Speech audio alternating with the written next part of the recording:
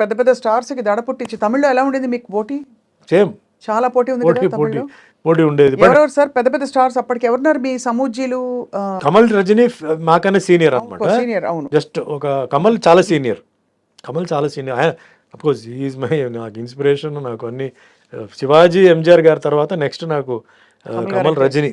అంటే తెలుగు సినిమా ఫీల్డ్కి వచ్చే ముందు, తర్వాత రామారావు గారిది సినిమాలు చూసి నాగేశ్వరరావు గారిది అన్ని తర్వాత తెలుసుకున్నాను. తమిళ్ ఫీల్డ్లో శివాజీ గణేశన్ సారు, ఎంజిఆర్ గారు మాస్ క్లాస్. దాని తర్వాత కమల్ హాసన్, రజనీకాంత్ గారు. వాటిలో I was die hard fan of Kamal Haasan. Was his will.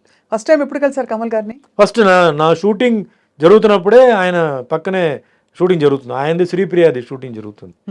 అప్పుడు ఇదే కిట్టు ఉన్నాడు. అంటే మాకు హాఫ్ డే గ్యాప్ ఆ రోజు. నేను అన్నాను, నేను కమల్ హాసన్ షూటింగ్ చూడాలి ఎక్కడ అంటే, డైరెక్ట్ చూడాలంటే వా పదా అని చెప్పాడు. అప్పటికి మీరు స్టారే, పెద్ద స్టార్ అయిపోయాను, స్టార్ అయ్యాను. అంటే షూటింగ్ జరుగుతుంది. సట్టమెన్ కైల్ పిక్చర్ పేరు. టిఎన్ బాలు డైరెక్టర్ తీసుకెళ్తే ఆ రోజు ఫస్ట్ టైం కమల్ హాసన్ నేను చూస్తున్నాను. చూడంగానే ఒక ఫీలింగ్, ఇప్పుడు మాకెట్లా ఫ్యాన్స్ ఇప్పుడు వచ్చి చూడంగానే మాటలు రాక వాళ్ళు చేతులు రాక వాళ్ళు ఉంటారు, అట్లా నేను ఫ్రీజ్ అయిపోయాను. అప్పుడు అక్కడ వేరే ఒక ఆర్టిస్ట్ కావాలి. ఇప్పుడు కమల్ హాసన్ గారు ఏమనుకున్నారంటే ఇతనే ఆ క్యారెక్టర్ నేనే అనుకుని వాంగ మూడు కాదా వెయిటింగ్ వాంగ అన్నాడు. నాకు ఇటు చూసాను, ఎవరు వాళ్ళు నిన్నే పిలుస్తున్నారు వెళ్ళు అన్నాడు. దగ్గరికి వెళ్తే వాళ్ళు లేట్ అని నేను చెప్పాను, సార్ నేను ఊరికి మిమ్మల్ని చూడడానికి వచ్చాను, నాకు ఈ క్యారెక్టర్ కాదా అదేంటే పిలిచి బాగానే ఉన్నాడు కదా, ఈయన్నే పెట్టవచ్చు కదా అది ఇది అని చెప్పి ఏదో చెప్తే, అప్పుడు ఈ కిట్టు వచ్చి లేదండి ఆల్రెడీ ఆయన హీరోగా చేస్తున్నారు రామన్న పిక్చర్లో. అవునా, ఓకే అని చెప్పి దాన్ని కాసేపు షూటింగ్ చూశాను. అంటే గొప్ప యాక్టర్ కదా, ఆయన టెక్నిక్ ఏంటి, ఆయన అంటే మార్వెలస్. అప్పుడే నో వర్డ్స్ టు. అప్పుడే చూస్తూ మీరు కూడా ఒక పెద్ద, అంటే ఆల్మోస్ట్ ఒక సూపర్ స్టార్డమ్ వచ్చేసింది మీకు. భగవంతుడి దయ అండి. నేను స్టార్డమ్ అదే సూపర్ స్టార్ అని నేను చెప్పనండి, ఒక స్టార్డమ్ వచ్చేసింది. మంచి డిమాండ్ లో అయితే ఉన్నారు ఒక టైంలో, పీక్స్ లో డిమాండ్ అయితే హెవీ డిమాండ్. అప్పుడు మరి తెలుగు ఇండస్ట్రీలో మీరు ఎంటర్ అయినప్పుడు ఎలా ఉండేది వాతావరణం? కొంచెం తెలుగు అంత అప్పుడు డెవలప్ లేదండి.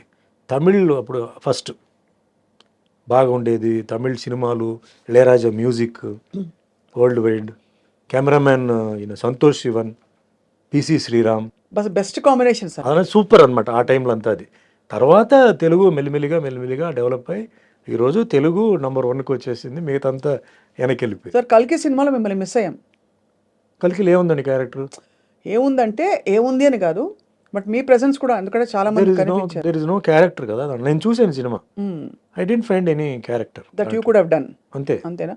అంటే అందరూ బిట్స్ గానే ఉన్నారు. అది కాదు, అట్లా చేయడం కాదండి. ఇప్పుడు రామ్ గోపాల్ వర్మ చేశారు, రాజమౌళి చేశారు, అలా కాదు. నాకు చేస్తే అది బాగా లైక్ శివాజీలో ఆ క్యారెక్టర్ స్టూడ్ అనమాట అండి, విలన్ క్యారెక్టర్. అవును, అట్లా ఉండాలి.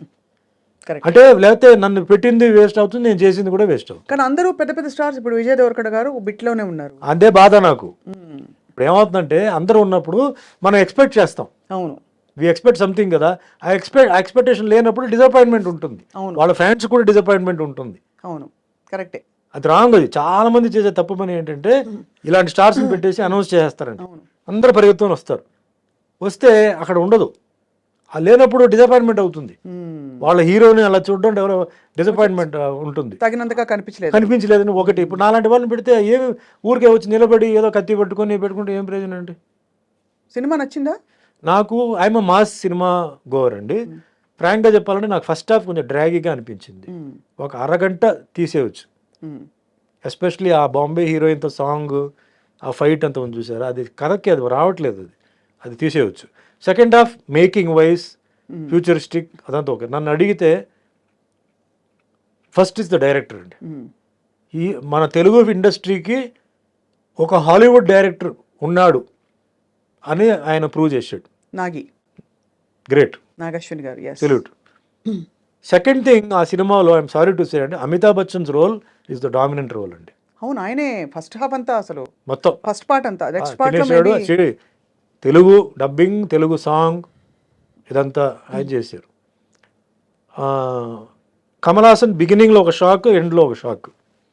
ఇంకా మేకప్ నేను చెప్పక్కర్లా, ఆయన ఆల్రెడీ అన్ని అబ్బాయి షణ్ముఖి మొదలు అన్ని చేసేసారు. అన్ని మేకప్ అసలు డిఫరెంట్గా చూడాలని చెప్పి ఏమేమో చేసాడు, సక్సెస్ అయిపోయాడు అనమాట. ప్రభాస్ నా ఫీలింగ్ అంటే I like Prabhas should be shown like Tarzan.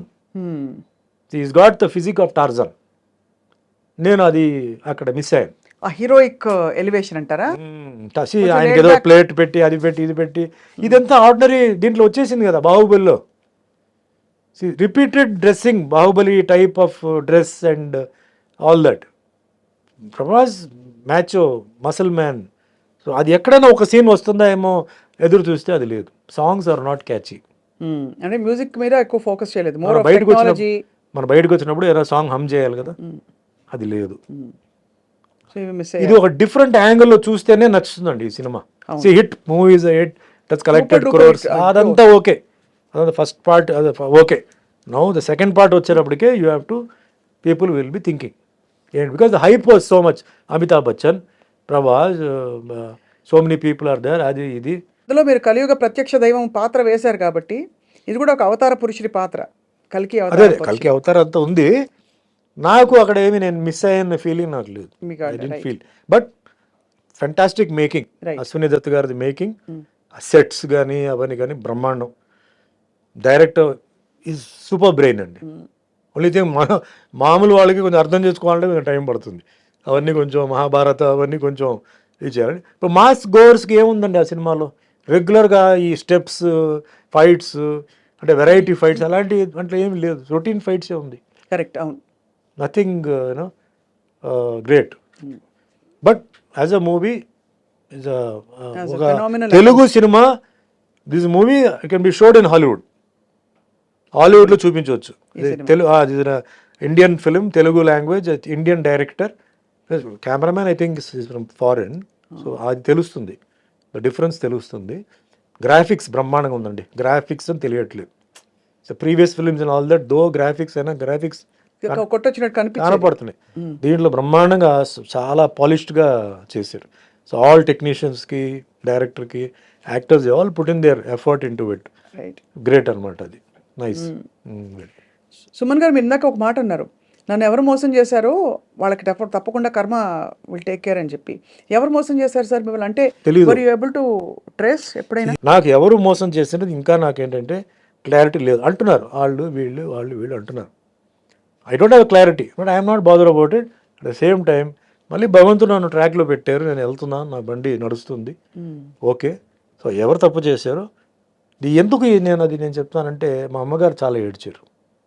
అవును సార్, మా అమ్మగారు చాలా సఫర్ అయ్యారు. నేను ఆవిడ కోసం ఈ మాట అంటున్నాను. ఆవిడ ఆత్మకి శాంతి రావాలని చెప్పి నేను చెప్తున్నాను.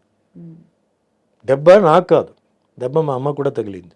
నేను ఎంతో గారభారంగా పెంచి ఎంతో చేసి ఆవిడకి అది తగిలింది. అది సో నేనేం చెప్పట్లేదు, అది వదిలేస్తున్నాను. సరే కర్మలో అది నేను చేయాలి. మీ కర్మ ప్రకారం మీకు ఏముందో మీరు అనుభవిస్తారు. అది ఒక కొరియర్ వస్తాడు, చేయిస్తాడు, తప్పదు.